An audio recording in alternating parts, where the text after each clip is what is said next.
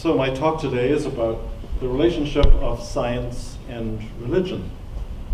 And I want to start with a piece about Teilhard de Chardin. Teilhard was an anthropologist, and he was a Jesuit priest. He was one of the people, one of the team who found the Peking man. And he was way ahead of his time. He was kind of like an Einstein of spirituality. He talked about what he called the noosphere, which was this, he believed, this band of consciousness around the planet. And of course, he also then talked about the cosmic Christ, which is only now really gaining traction. And he did that at the end of the 19th century and the beginning of the 20th century. And so this is someone writing about him. He says, Teilhard's mystical journey began with an awareness of a subtle presence pervading the atmosphere in which he lived. Teilhard says, mysticism is a science that requires a sixth sense, one that opens to a dimension of the world that is available to all, yet not easily accessed by many. To practice this science is to learn to discern more than that which the eye can see, the ear can hear, the nose can smell, the tongue can taste, and the skin can feel. More than what our best scientific instruments can detect. So he lived in this, you could say, rarefied atmosphere in which he was aware of a presence that pervaded all things. And over the last several centuries, there has been continued attempts to pit science and religion against each other. Of course, very often there are true believers on both sides whose only approach is to try and discredit the other and to disprove the other. And in some sense, science has become like a religion, in that it has one fundamental belief that it adheres to and one practice, namely the scientific method. The absolutist view is, from a scientific perspective, that everything that ever was, is now, or will be, springs from the interaction of matter and energy, and nothing else. They believe that in time, the origins of life and the universe and the mystery of consciousness will be determined without the need of any resort to a divine being, or as one comic says, our imaginary friend. In many respects, this approach is an article of faith, and it is the credo from which scientists embrace scientific materialism. It's all just matter, it's all just energy. And if you as a scientist don't adhere to this in scientific circles, you may very well be excommunicated or shunned, like in the old-time religion. And so that's why, in a sense, it has started to act like a religion. But the belief that everything that was, is, and will be is only an interaction between matter and energy is a belief, and it's not a proven fact. Scientists use what is called the scientific method, which means that you have to prove something experimentally, and it has to be consistent over time, and it has to be replicated many times and by others. Yet, the interesting thing is they don't use this method to prove their claim that something other than energy and matter doesn't exist. They don't explore other possibilities, but claim definitively, without proof, that there is no other explanation. A very vocal group of scientists dismiss out of hand, or even hold in disdain, that there may be a non-material explanation for the universe. However, not all scientists are like that, and some are more open-minded. And there are quantum scientists that are open to the idea that consciousness might be what they call a quantum state of matter, something that's inbuilt into the matter. And in quantum physics, and I know this is a little heavy, I'll I'll move on from this, but I want to lay out the groundwork. In quantum physics, objects are waves of possibility that reside in a domain of reality called the domain of potentiality, where communication is instantaneous, without any signal, and is non-local, meaning it happens outside of space and time. It doesn't need space and time. Objects, you could say, are brought into existence through kind of a form of telepathy, is how I think of it. Consciousness puts its attention on something, imagines something, and the potential for its existence comes into play. The mind is like a mold into which it places an invisible substance or potential, and matter responds. Hence the old adage, mind over matter, you could say. And that is why it is possible to call consciousness a state of quantum physics, or a characteristic. Now, what is the crucial piece of the puzzle? It is the observer, the mind, the power of consciousness, or conscious mind. And that's really the main thing I want you to remember out of everything I've said so far. You can forget all the rest. What we know from quantum physics is that matter can behave as a particle, or it can behave as a wave. What determines its behavior? The fact that it's being observed. All matter, light, behaves as a field or a wave until it is observed, and then it behaves as a particle. I was just thinking of, like a child who's doing something, and it's doing it dancing maybe, and then suddenly it notices someone is looking, so it freezes. So it becomes a particle rather than the wave. That just popped into my head. And there have been famous experiments that have shown this to be true. Matter behaves differently when it's observed. Therefore, the cause of all of this material universe is that it is being observed by some consciousness, by some mind, what we would call the divine. Amit Goswami, and you may have seen him on KVIE, he has a couple of programs on there. He says there is no object in space-time without a consciousness looking at it, without a conscious subject, observer, looking at it. And so this then is a spiritual principle or law. It would seem then that the key to religion or spirituality is to know that mind, to become familiar with the observer, to see as it sees, so that what is seen will behave according to the mind of its creator, or how it was meant to behave. If I look at the world from only a me, I perspective, then the cells of my body will resonate at that frequency. If instead I look at the world from a we or us perspective, then the cells of my body will react differently, and I will act accordingly, and my world is different.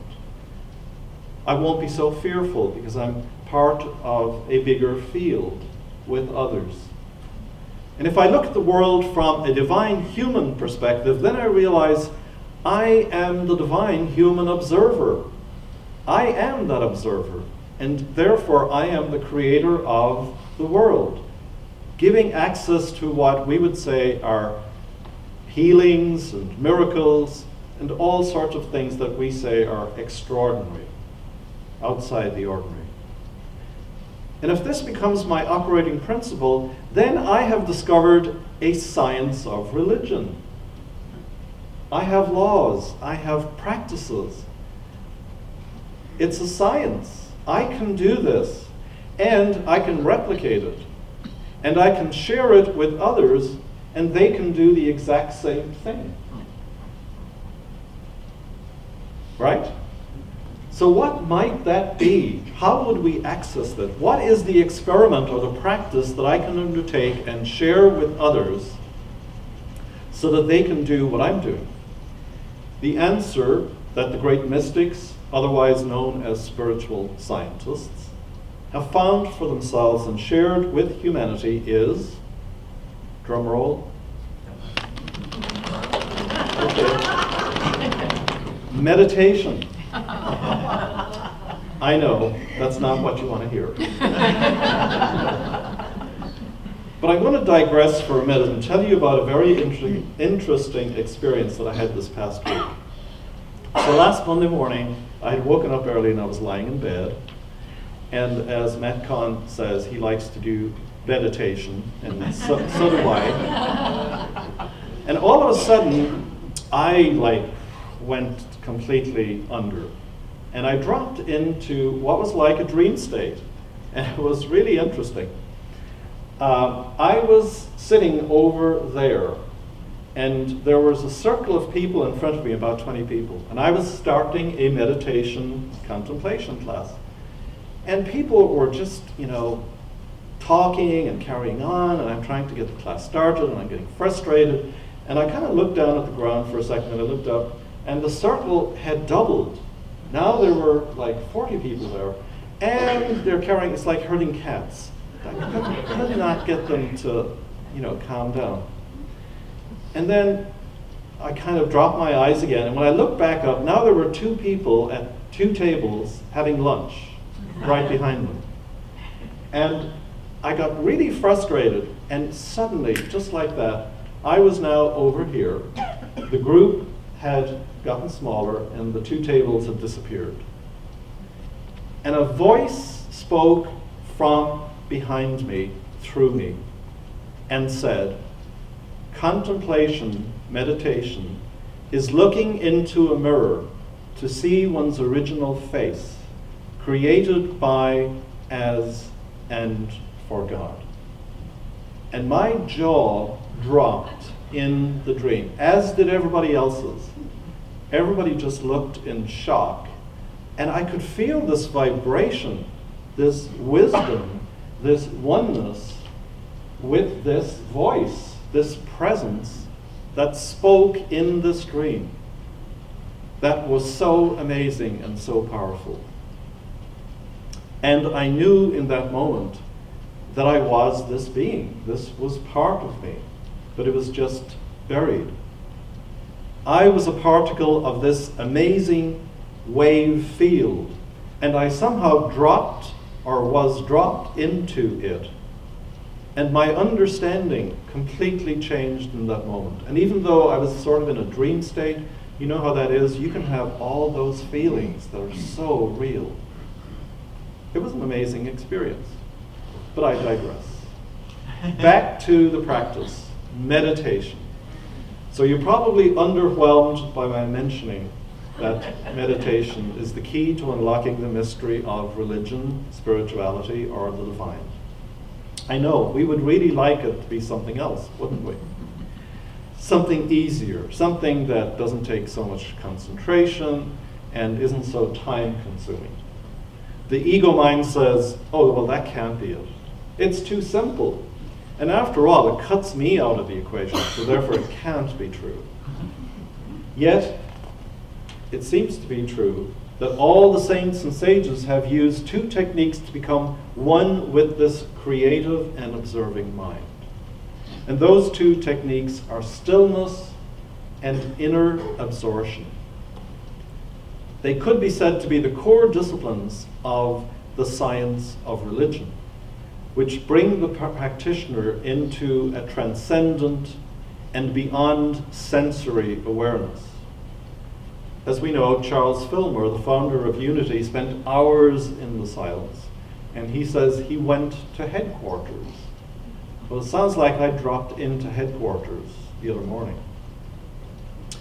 Rumi once wrote a line of poetry which said, "Sit quietly and listen for a voice that will say, be more silent. Die and be quiet." Paramahansa Yogananda once said, "Stillness is the altar of spirit." And we have to go to that place and put ourselves on that altar. And thousands of years ago, a psalmist wrote in Psalm 46, "Be still and know that I am God. Now this line has a double meaning to it. When we heard it first, perhaps, we thought that it referred to becoming still so that we can know the divine presence, the other. But over time, perhaps we have realized that there's a second meaning too. We can come to know that our deepest existence is in and as God. Be still and know I am God.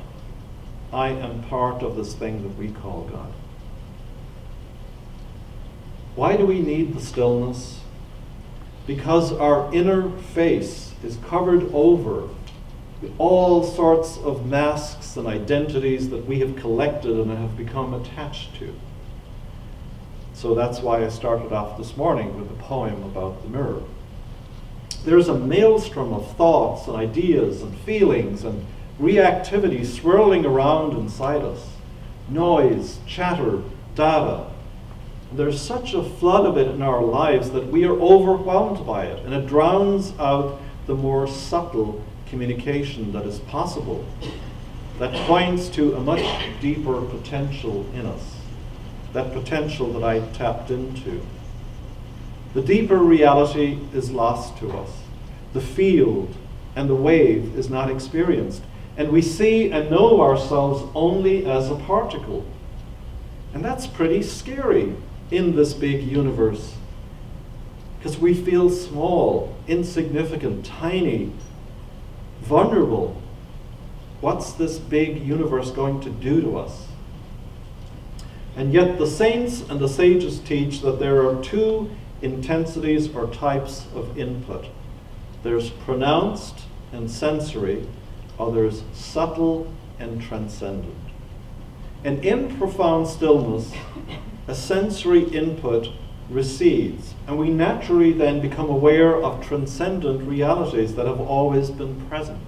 When the noise dies down, we start to hear the silence. The more still one becomes, the more aware one becomes of these transcendent realities that are within us. That's the inner absorption. The silence has this way of absorbing us and of filling us, infilling us from within. We also know that the inner stillness can bring outer benefits, like relaxation, or letting go of emotional pain or tension, a sharpening of our mental clarity, a feeling of well-being, of connectedness, and a sense of peace. These are the observable and provable outcomes of the experiment of being in inner stillness or silence. This is what we can all experience together, we can replicate it, and we can share it with others.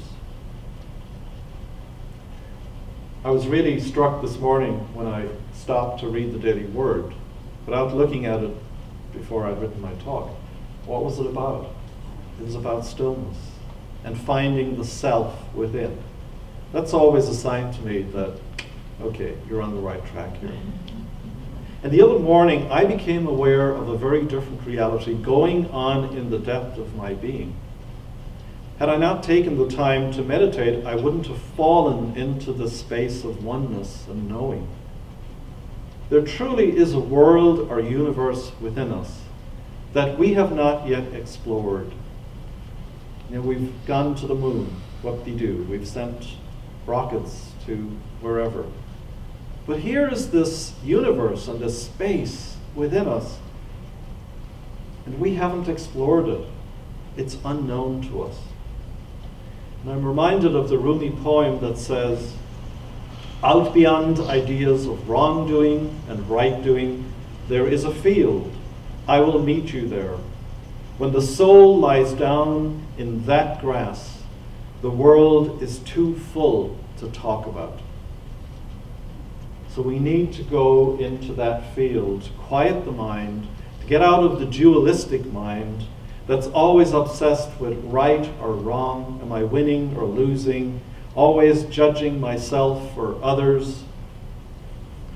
there's another place that we can go in consciousness, a center, a presence within ourselves, a place of observation that is holistic and whole-making, that helps us to be in the field of knowing that there is only one great soul here this morning and at all times, past, present, and future. It's always been the one same soul expressing itself, whether we were in the womb, whether we were a little baby, an infant, a teenager, in our 20s, or in our 90s. It's the one great soul expressing in all of these forms, and in all the forms that it takes.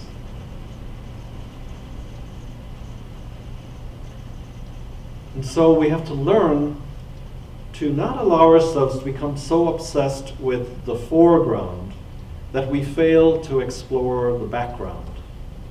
Jesus put it this way: we must be in the world, but not of it.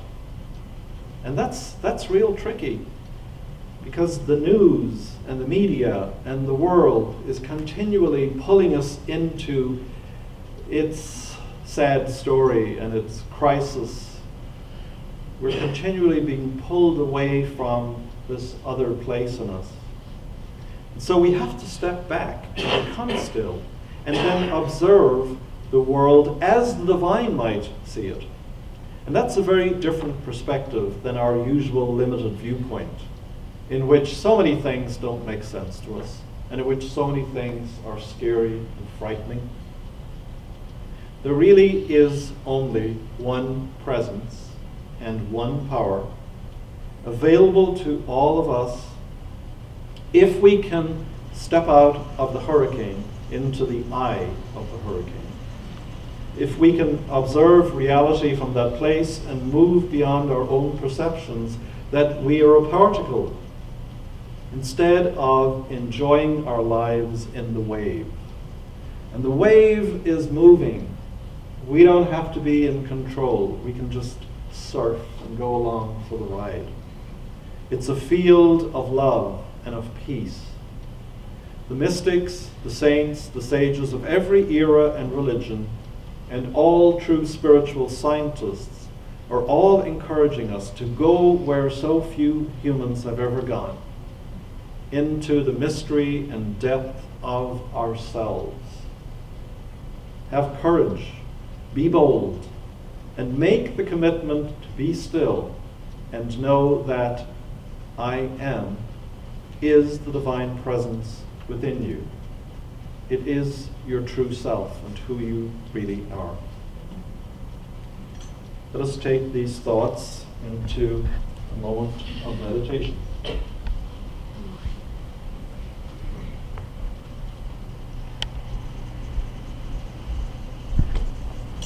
And all it takes is a moment.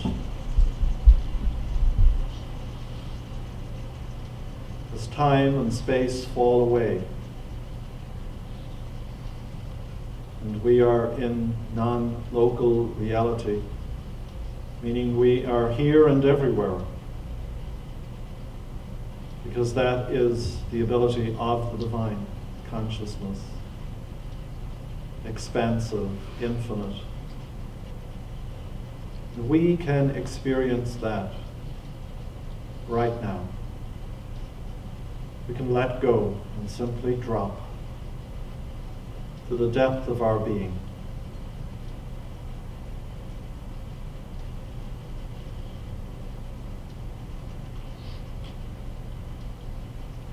We can sense this magnificent soul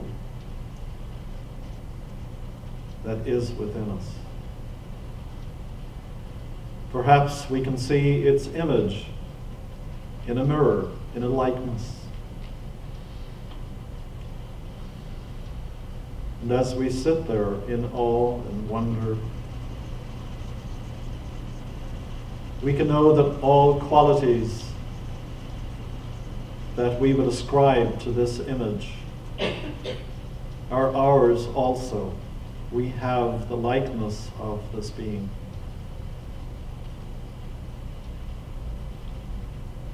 And so, for a moment, we know ourselves to be infinite, not bound by space or time. We are expansive. Our consciousness is always increasing and growing.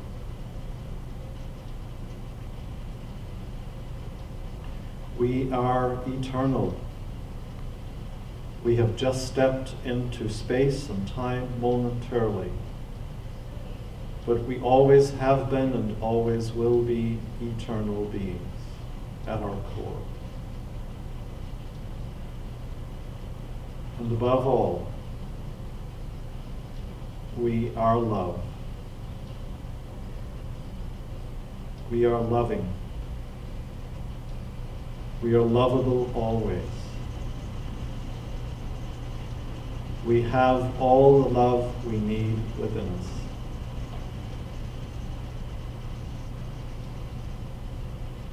And we let those thoughts sink into our being, into the cells of our bodies,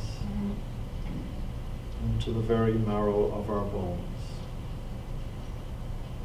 And so it is. Amen.